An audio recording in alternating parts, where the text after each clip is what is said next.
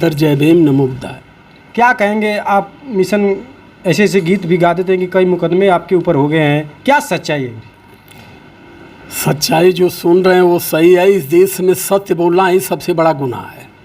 तो सत्य बोलना इस गुनाह है तो सत्य ही लोग जो बोल रहे हैं वो लोग जेल में जा रहे हैं, बुलडोजर भी चल रहा है, देख रहे हैं आपने। तो इसीलिए जो मुकदमा हमारे ऊपर हुए हैं इसलिए कि आदमी सत्य क्यों बोल रहा है। भारत की संस्कृति में केवल सत्य बताया जाता है लेकिन रियलिटी झूठ की होती है। जो भारत के धर्म ग्रंथों के द्वारा, चाहे वेदाचारों के द्वारा, चाहे धर्मगुरुओं के द्वारा, चाहे याद गुरुओं के द्वारा केवल ये सिखाया जाता है कि ये मानते रहो कि मुंह से खाने वाली चीज़ आमाशय में न जाके गर्भाशय में जाती है। यही बड़ी बड़ी ज़रूरत क्या है। तब एक मुकदमा हो गया। कहाँ से हुआ?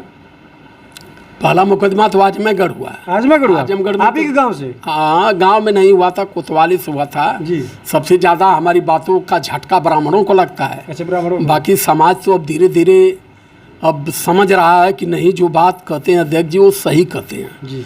लेकिन हमारी बात को सही मानने में अब पूरा देश परिवर्तन की तरफ अग्रसारित हो चुका है। अब बाबा साहब अम्बेडकर के नाम पर चुनाव जीत जाते हैं, उसी दिन भाग के रात को मैहर देवी जाते हैं, भाग कर विंध्याचल देवी जाते हैं, भाग कर के वैष्णो देवी जाते हैं।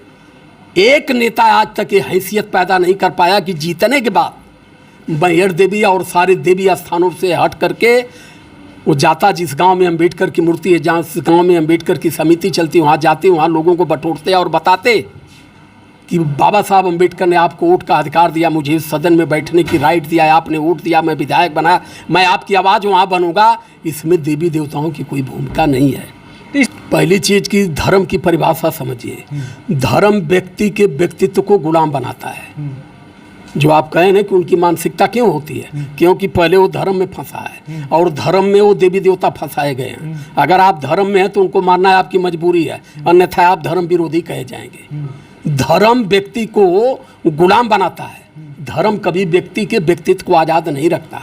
हम हिंदू धर्म में हैं, हमको गोबर में गणेश को पूजना जरूरी है, अन्यथा आप हिंदू धर्म के विरोधी हैं। हम अगर सिख धर्म में हैं तो हमको दाढ़ी और पगड़ी जरूरी है।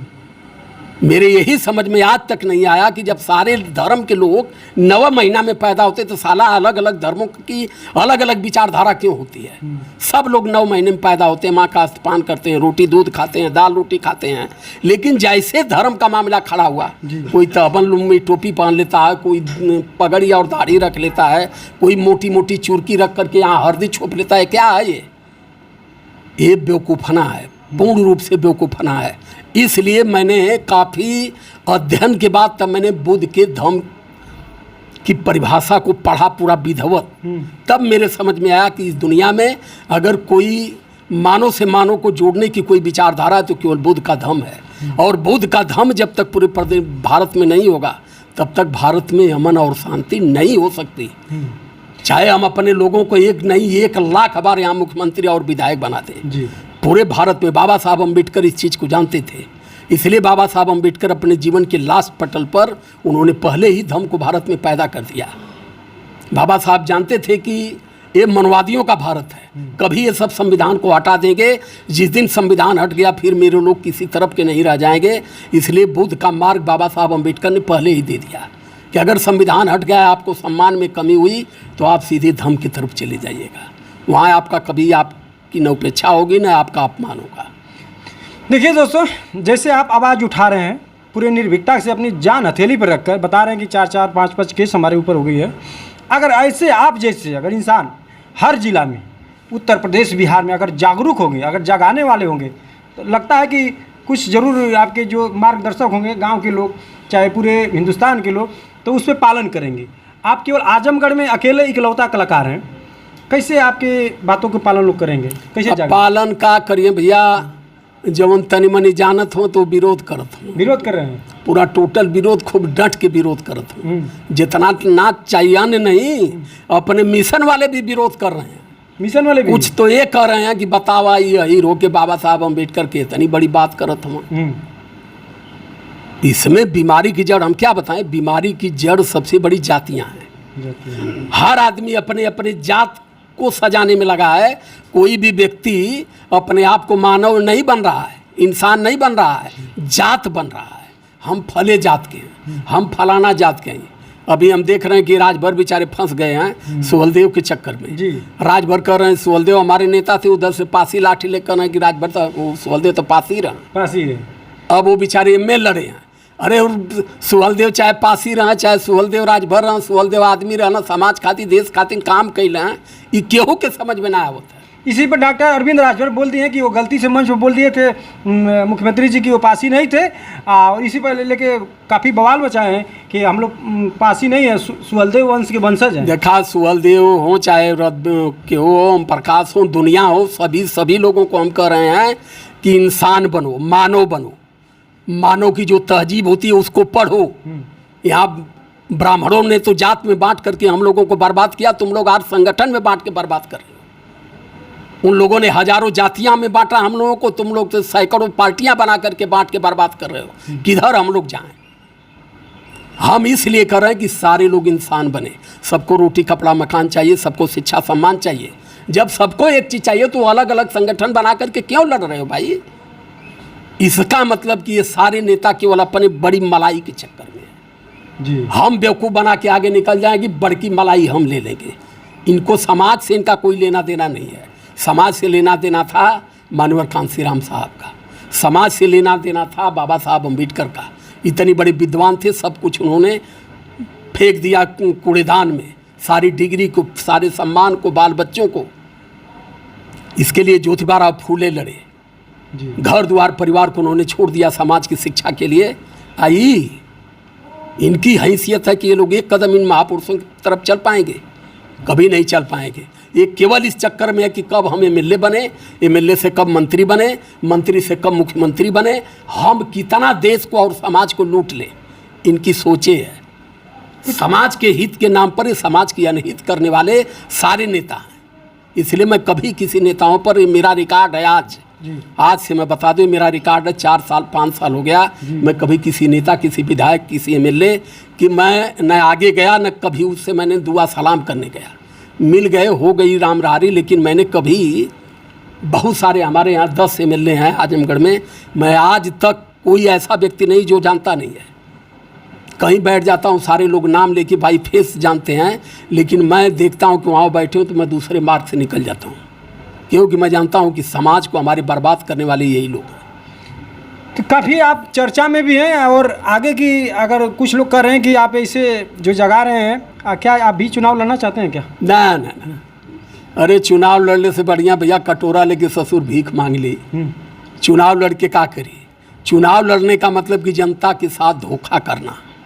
ईमानदारी से हम अगर लड़ेंगे तो जनता को ये सब जुटने नहीं देंगे, और हम अब जनता को लूटने के लिए जब लड़ेंगे तो हमको रुपया खर्च करना पड़ेगा, फिर जनता को हम लूटेंगे नहीं तो हम फिर अपना भंडा कैसे भरेंगे?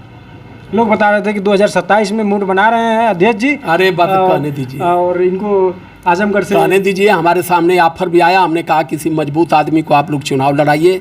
हमको चुनाव नहीं लड़ना, ना हमको MP MLA बनना है। हम जिस स्थिति में हैं, हम समाज की सेवा करेंगे।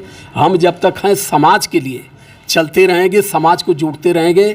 संत गुरु महापुरुषों का जो त्याग बलिदान समाज के प्रति रहा, हम समाज को उसके बारे में बता करके ही वहीं से हम अपने जीवन का अंत चाहते हैं। हमको MP MLA बनने की ज़रूरत नहीं है, ये फर्जी सम्मान है, फर्जी सम्मान। हम इस पर भरोसा नहीं करते। अच्छा अध्यक्ष जी, ये बताइए कि आप ठीक है अपना संदेशा लेकर चलिए, घर घर चलिए, मगर कुछ लोग बताते हैं कि देवी देवताओं को अटसट बोलते हैं। ऐसा क्यों अध्यक्ष जी? आप कभी के मंच के द्वारा ऐसा क्यों बोलते? ठीक है अपना जगाइए, कुछ भी जगाइए, मगर किसी के ठेस पहुँचा कर आप जगा के क्या करें? भाई अब केहू के ठेस पहुँचत है तो हमहू के तो ठेस पहुँचल। हमारे बापो दादा के ठेस पहुँचल, क्यों पूछल कि तोरे बाप दादा के ठेस काहे पहुँचल? बाप दादा ना जानत ना ठेस पहुँचौल, हम जान गेली भैया हम तो ठेस ना खाई। अब जेके ठेस पहुँचत है अपन ठेस बचाओ। हम कहते हम तो गोबर ना पूजब, अब ऊपर केहू के ठेस पहुँचे तो कर हम कौन जिम्मेदार है? मत पूछिए, वो बात सही है। हाँ। मगर कभी कभी टिप्पणी में बोलते हैं उल्टा सुल्टा गाली उली देते हैं लोग, ऐसा ऐसा बोलते हैं दुर्गा जी को हो गया, ऐसा हो गया। ऐसा मत बोलिए, ठीक है आपकी बात मान रहा हूँ कि मत गोबर पूजिए यार। तो हम पहले ही बताए हैं कि सही बोलना ही यहाँ गुनाह है।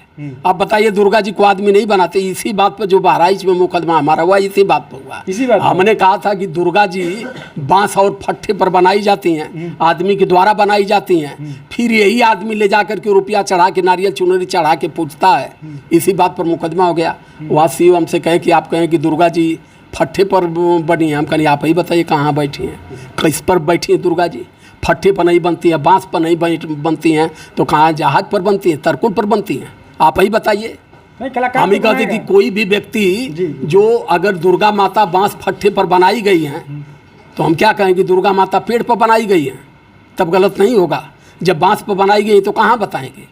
कहे नहीं, आपके कहने का लहजा अलग था। हमके तो लहजा, अब लहजा गलत हो तो अब ओकर हम कौन जिम्मेदार? आप दो अर्थी भाषा बोल दिए होंगे।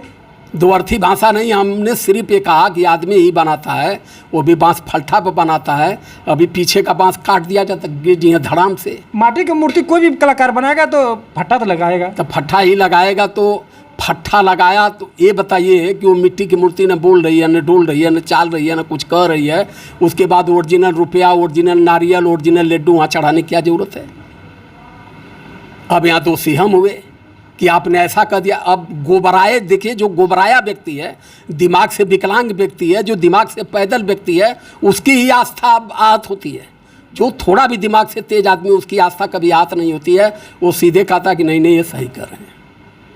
इस देश में आस्था के नाम पर ही देश को बर्बाद कर दिया गया ना भाई। संविधान हमें बोलने की आज़ादी देता है जी। हम अपना बोल रहे हैं, और संविधान है आस्था वाली बात कहा कि आप किसी की आस्था पर हाथ भी नहीं मार सकते। तो भैया अपनी अपनी आस्था बनाइए। हम तो दुर्गा को कह रहे हैं, दुर्गा की आस्था। आज तक इतनी कुल हुआ, इतनी लड़ाइयाँ हुई, हम कहे आज भी लोग देवताओं को श्रेष्ठ मानते हैं। हम आपके चैनल के माध्यम से आपके जितने भी दर्शक हैं, हम सबको बताते हैं कि देवी देवता ही आदमी को मारते हैं, जिलाते हैं, मुआते हैं, जन्माते हैं। तो हमें क्यों नहीं मार देते? फिर देश को जो देवी देवताओं को ढोने वाले हैं, उनको दिक्कत क्यों हो रही है? भाई हम आपके खिलाफ बोल रहे हैं तो आपको FIR करना चाहिए कि कोई बम्बई से FIR करेगा। आपको तकलीफ है नहीं हमारी बात की, और उनको तकलीफ क्यों हो जा रही है? हमने अगर दुर्गा खिलाफ बोला तो माता दुर्गा को FIR करना चाहिए। माता दुर्गा को जो सज़ा देना चाहिए था वो हमको दें। तो जो FIR किया हो, क्या दुर्गा का नाती पोता है क्या हो? यही पूछ रहे हैं क्या ये लोग कृष्ण के वंशज नहीं हैं? यहाँ कृष्ण पैदा नहीं है तो वंशज का सवाल नहीं पैदा होता। यहाँ राम पैदा नहीं है, राम के लिए जय श्री राम करके लोगों का घर गिरा रहे हैं।